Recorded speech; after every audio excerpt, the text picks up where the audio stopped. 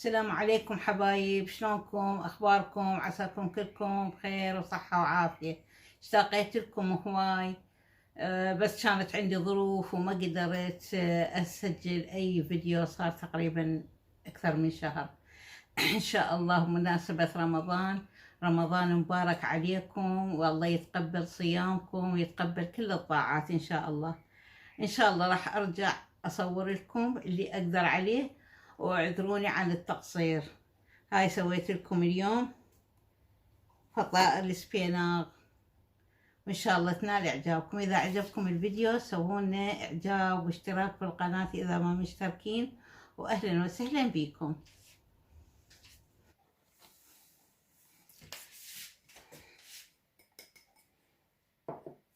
خمس اكواب طحين،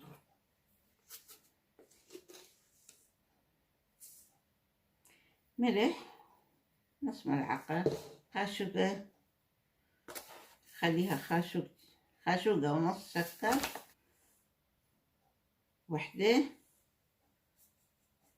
اثنين خميرة. راح اخلي نص كوب زيت. تقدرون تستعملون زيت الزيتون، انا والله استعملت نباتي. نص كوب. هسه عندي راح اخلي كوب ونص. العجينة تكون لينة شوية، مو كلش ناشفة، واذا شفتيها تلزقي هالشكل شوية دهن شوية زيت. هالشكل نتركها الى ان تتخمر ونرجع لها.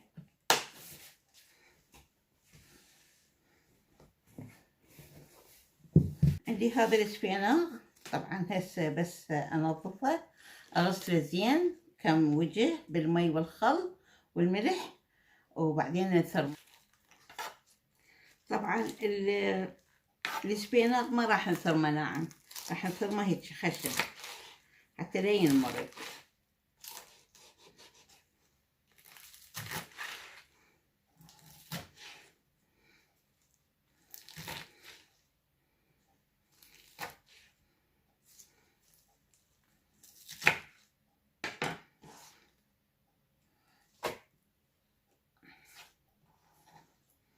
بعد ما ثرمته كله اللي عندي، راح طبعا الكمية حسب الرغبة أو حسب الموجود يعني. راح أضيف ملح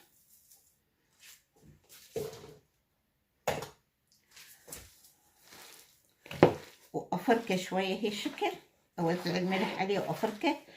الغاية منها إنه أطلع شكو مي موجود داخل السبيناغ، أريده أتخلص من عنده. وراح أتركه في ساعة أكثر.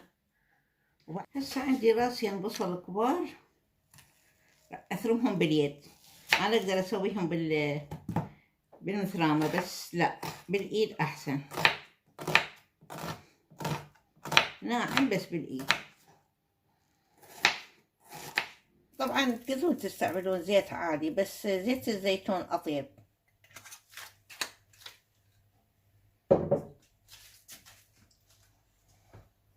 أنزل البصل،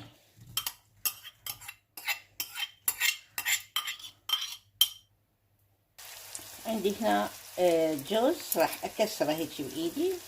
هذا الجوز مو ضروري يعني، حسب الرغبة، اللي يعجبه والمتوفر عنده يخلي. تشقرت البصلايات، راح أضيف الجوز.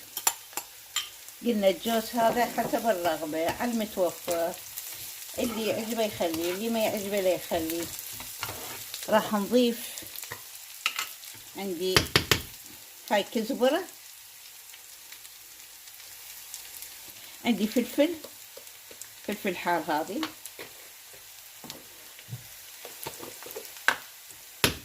وكمون شوية يعطي نكهة طيبة.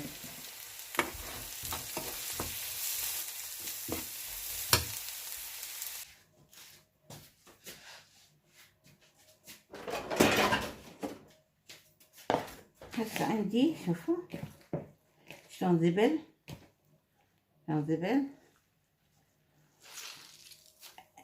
ادخل هذا المي من عنده.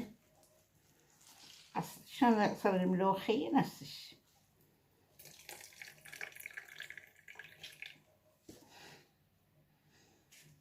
شوف ايش قد كمية الماء طلعت، كلش هواية.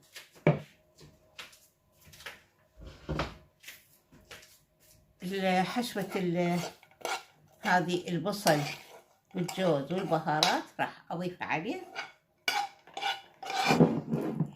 راح اضيف دبس الرمان، كمية تردوها عينك ميزانك.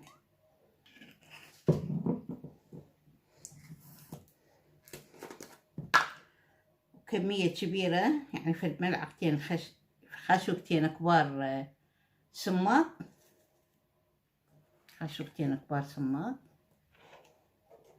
وعندي ليمون، الليمون بعدين اخلي بس اخلط، وهاي تنخلط بالايد افضل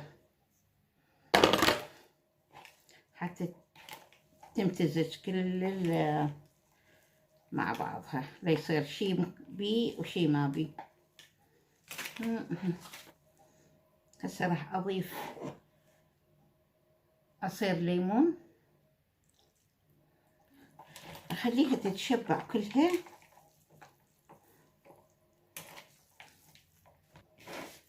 ابقيها بالكاسة حتى تتشبع بالسوائل هاي والحموضة والحلا مالت دبس الرمان.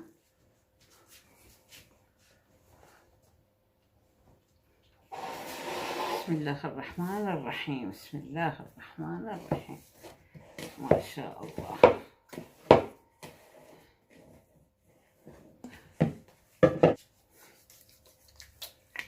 الزيت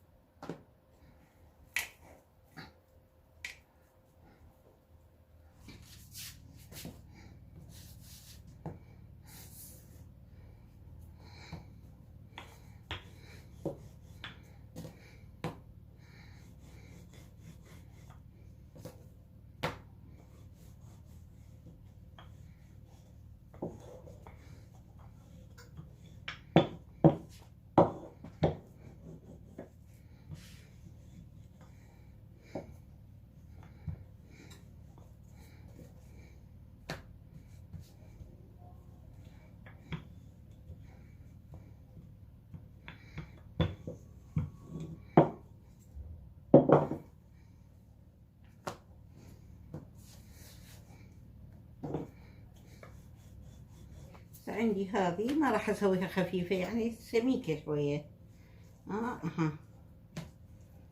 نحط شوية هنا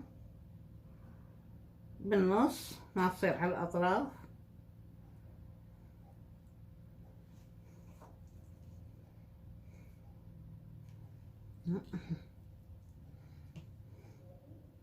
نجي هاي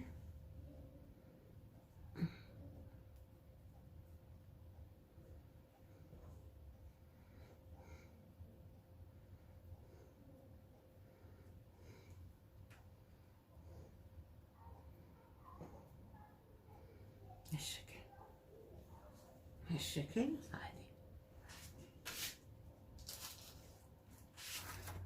تمام. وهذه النتيجة. هسه حار ما اقدر امد ايدي عليه، ان شاء الله بس خليه يبرد حتى اقدر الزمه بايدي.